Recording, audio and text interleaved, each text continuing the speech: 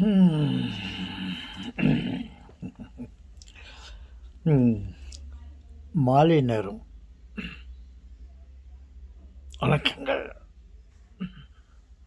வணக்கங்கள் தாத்தா. ம். சந்தோஷம் பொங்குதே, சந்தோஷம் சந்தோஷம் பொங்குதே, சந்தோஷம் பொங்குதே, சந்தோஷம் நம்மில் பொங்குதே. தாத்தா, உங்களை பார்த்தோன்னே உண்மையிலே எங்களுக்கு சந்தோஷம் தோணுது தாத்தா. தாத்தா, கடவுளே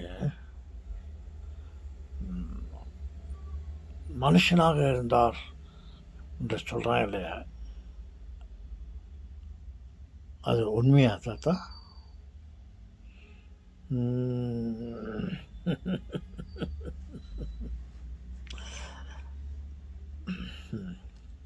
கடவுள் ஆவியாகத்தானே தான் இருந்துருக்கார் தாத்தா.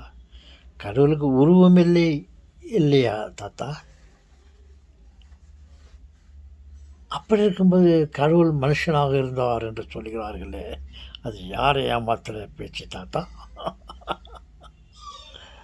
ஒருவேளை உங்களை ஏமாத்துகிற பேச்சாக இருக்கலாம். ஆனால் என்னை பொறுத்தவரை அது உண்மை. கடவுள் மனிதனாகத்தான் இருந்தார், மனிதன் வடிவிலே தான் இருந்தார். தாத்தா, நீங்கள் அவர் பக்கம் சாயிறீங்கோ, கடவுள் பக்கம் சாயிறங்கோ அப்படி சொல்கிறாங்களே, அதுதான் உண்மை தாத்தா.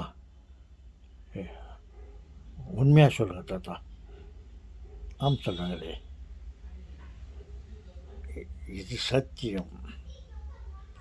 ஒரு நீதிமன்றத்திலே நான் சொல்வதைப் போல் சொல்கிறேன். நான் சொல்வதெல்லாம் உண்மை, உண்மையை தவிர வேறு இல்லை. அப்புறம் இப்படி அதர் ஆங்கிள், எல்லாம் வல்ல இறைவனின் ஆணை, நான் சொல்ல போவது யாவையும் உண்மை, சத்தியம், இது சத்தியம்.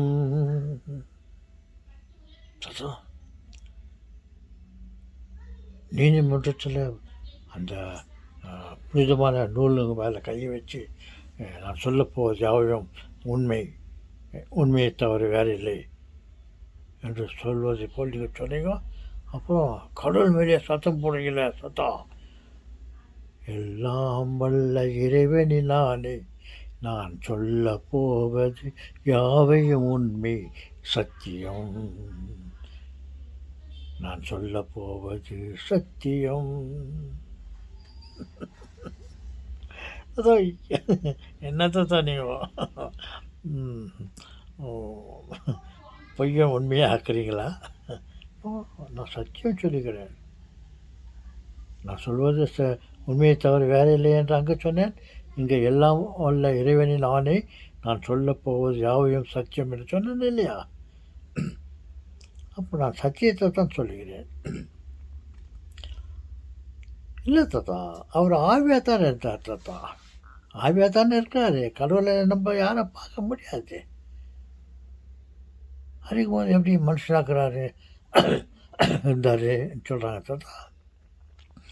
சொல்லுங்களே, நானும் உங்களை மாதிரி தான் நான் அப்போது நினைத்து கொண்டிருந்தேன். என்னவென்றால், கடவுள் ஆவியாகத்தான் இருக்கிறார், எங்கள் மனுஷன் மாதிரி இருந்தார் அப்படின்னு சொல்கிறாங்களே, அது முற்றிலும் தவறு, தவறாக சொல்கிறார் என்று நினைத்து கொண்டிருந்தேன். ஆனால் ஆவியானவர் மனித வடிவிலே இருக்கிறார் என்று சொன்னது உண்மை என்று கண்டுபிடித்து விட்டேன் தாத்தா. இங்கே கூட கண்டுபிடிச்சிட்டிங்களா தாத்தா? ஆமாம் சொன்னாங்களே, கண்டுபிடித்து விட்டேன். ஆனால் கைக்கு கிடைக்கவில்லை அவர். கடவுளை கண்டேன், ஆனால் என் கைக்கு கிடைக்கவில்லை அவர். தப்பித்து விட்டார். தாத்தா சரியா சொல்லுங்க தாத்தா. அம்சங்களே, கடவுள் மனிதனாகத்தான் இருந்தார், இருக்கிறார், இருக்கவும் போகிறார். ஆனால் கண்ணுக்கு தெரிவதில்லை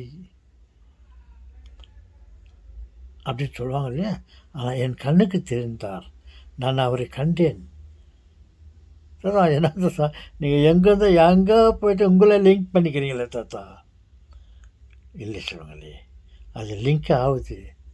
நான் கடவுளை பார்த்தேன். சொல்லுவாளே, கடவுளை பார்த்தேன்.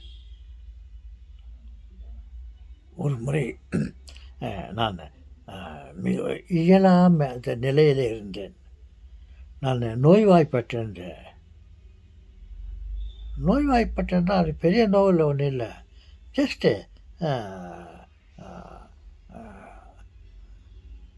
ஒரு சில நாட்களாக நோய்வாய்ப்பட்டிருந்தேன். மிகவும் சோர்ந்து கிடந்தேன். அப்போது ஒரு முறை எனக்கு நான் உணவு உண்ண வேண்டியதாக இருந்தது. நான் மிகவும் பசியாக இருந்தேன்.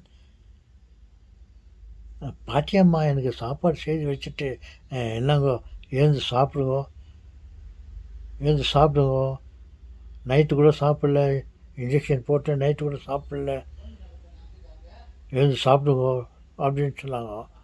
நான் எழுந்து சாப்பிடலாம் தான் பார்த்தேன். ரொம்ப களைப்பாக இருந்தது. ஆனால் என்னால் எழ முடியவில்லை. அப்பொழுது திடீரென்று ஒரு மனிதன் வந்தான். மிகவும் வலிமையாக இருந்தான். பார்ப்பதற்கு மிகவும் அழகாக இருந்தான். தூய நிற வண்ண உடை அணிந்து கொண்டிருந்தார். அப்பேற்பட்ட அழகு. இந்த மாதிரி அழகை நான் இதுவரை பார்த்ததில்லை, யாருமே பார்த்திருக்க மாட்டார்கள். அப்பேற்பட்ட ஒரு அழகான உருவம், தோற்றம், மனிதன், ஆண்மகன். அவர் உள்ளே அறைக்கு வீட்டுக்குள்ளே வந்தார். அம்மா பாட்டியை தவிர வேறு யாரும் இல்லை. அப்பொழுது வீடு பூட்டின்றது, இரவு நேரம். அப்போது ஒரு அழகான ஆண்மகன் வந்தார். வந்து நான் எழுந்து சாப்பிட முடியாமல் நான் கஷ்டப்பட்டிருந்தேன். அப்போ வந்து அந்த ஆள் வந்து என்னை தூக்கினார்.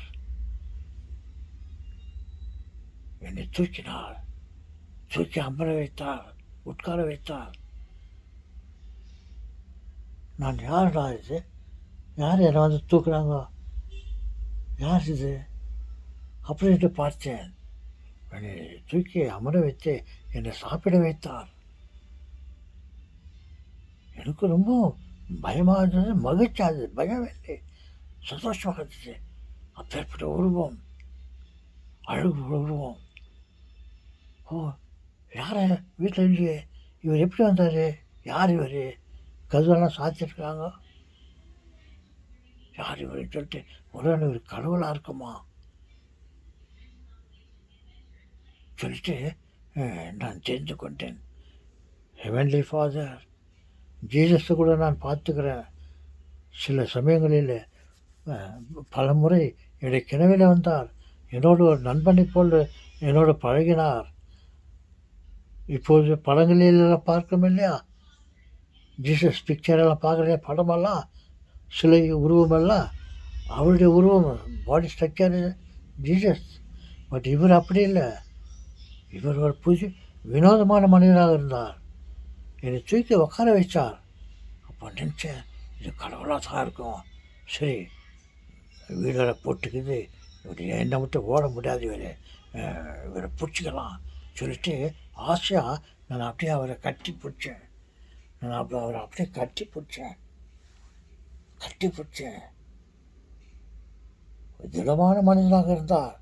ஆனால் அவரை நான் கட்டி பிடிச்சிக்கும் போது அது ஆவி மாதிரி இருந்தது. அவர் உடம்பில் என் கை போனது. அவர் திடமாக இருக்கிறார். ஆனால் என் கைக்கு 2 கைகளும் அவருடைய உடம்புக்குள்ளே போச்சு. என்னால் பிடிக்க முடியவில்லை. என்னை என்னை ஸ்டடி பண்ணின்னு இவர் எப்படி பிடிக்கும்னு சொல்லிட்டு அவரை அன்பை ஆசை பிடிக்கலான்னு பார்த்தாக்கா என்னால் பிடிக்க முடியல. ஆனால் ஆவியாக இருந்தார், மனிதனாக இருந்தார், கைக்கு கிடைக்கவில்லை. நான் மீண்டும் முயற்சி செய்தேன் அவரை பிடிப்பதற்காக, கட்டி பிடிப்பதற்காக. ஆளை இல்லை, அட்ரஸ் இல்லை, மறந்து விட்டார். அதே பூட்டின வீடு பூட்டின பார்த்தா இருக்குது, மறந்துட்டாரு. நான் சொல்லுங்களே, இது சத்தியமான பேச்சு. நான் இப்பொழுது உண்மையாக ஒரு பேச்சை சொல்கிறேன். நான் கூறுவது ஏதாவது பில்டப், ஏதாவது கதை கட்டி கொண்டு ஏதோ ஒரு ஆர்வத்தினால் ஏதோ நான் சொல்லுகிறேனே என்றால், ஒரு ஆர்வத்திலே சொல்கிறேன், நான் கடவுளை பார்த்துன்னு சொல்கிறேன் நினச்சா எனக்கு இப்பொழுது எனக்கு மரணத்தை கொடுக்கட்டும் கடவுள். எனக்கு உடனே நான் இப்பொழுது நான் மரணத்தை சந்தித்தால் நினைத்து கொள்ளுங்கள், தாத்தா போய் சொல்லிக்காரு வச்சா இவர் சொன்ன மாதிரி ஒரு இறந்துட்டார். நான் போய் சொன்னாக்கா எனக்கு சாவு வார்த்தை சொன்னார், பாரு செத்து போயிட்டார் தாத்தா அப்படின்னு நினச்சிக்கிட்டோம். அந்த அந்த ஒரு இதோட நான் உண்மையை சொல்லுகிறேன். நான் கடவுளை கண்டேன், அவர் ஆவியாக இருந்தார், ஆனால் என் கைக்கு கிடைக்கல, மனுஷனாக வடிவத்திலே இருந்தார். அப்போ சொன்னாங்க இல்லையா, கடவுள் மனித வடிவிலே இருந்தார், அவரை போலவே மனிதனை படைத்தார் என்று சொன்னார்களே, அது உண்மை. கடவுளை பற்றி நான் சொல்லும் உண்மையான நிகழ்வு. சொல்லுங்களே, கடவுள் மனிதனாகத்தான் இருந்தார். எப்படி என்றால் என்னிடம் வந்தார், மனிதனாக வடிவிலே தான் வந்தார். அவர் வேறு ஒரு உருவத்தில் வந்து எனக்கு உதவி செய்யவில்லை. ஒரு பெண்மணியாகவோ அல்லது ஆடு மாடுகளாகவோ அல்லது ஒரு விசித்திரமான உருவத்தை வச்சுக்கிட்டு யாரும் வரல. அழகான ஆண்மகன்.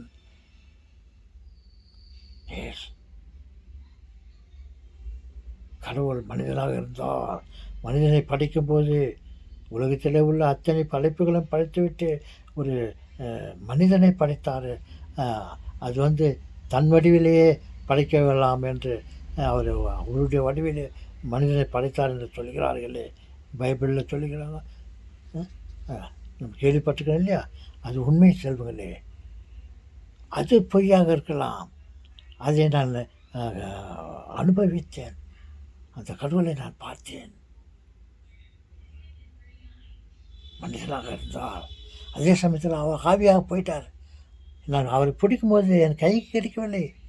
மனிதன் இருந்து கொண்டே இருக்கிறார், ஆனால் என் கைக்கு கிடைக்கல, ஆவியாக இருக்கின்றார். சத்தியம், இது சத்தியம். ஆம் செல்வங்களே, கடவுள் மனிதனாகத்தான் இருந்தார், அவர் வடிவிலே தான் நம்மையெல்லாம் படைத்தார். இப்போவும் மனிதனாகத்தான் இருக்கிறார். என்னை பாருங்கள், ஏறக்குறைய அது பல வருடங்களுக்கு முன்னே நடந்த சம்பவம். ஒரு 15 வருஷத்துக்கு முன்னே நடந்த விஷயம் இது. சொல்லுங்களே, ஒரு 15 வருடங்களுக்கு முன்னே நடந்த சம்பவம். இதை பல வீடியோக்களிலே நான் போட்டிருக்கிறேன். நான் வீடியோ ஆரம்பித்த அந்த காலகட்டத்தில் இந்த விஷயத்தை பற்றி நான் ஒரு வீடியோவில் போட்டிருக்கிறேன், பார்த்திருப்பீர்கள். எப்படி என்றால், ஓகே, நான் இதை வந்து முதல் பகுதியாக வைத்துக்கொண்டு இதை முடித்துக்கொண்டு அடுத்த பகுதியை இப்போது ஆரம்பிக்கிறேன், தொடர்கிறேன். இப்போது இந்த முதல் பகுதியை முடித்துக்கொண்டு இரண்டாவது பதிவுக்கு நான் காலை வைக்கிறேன்.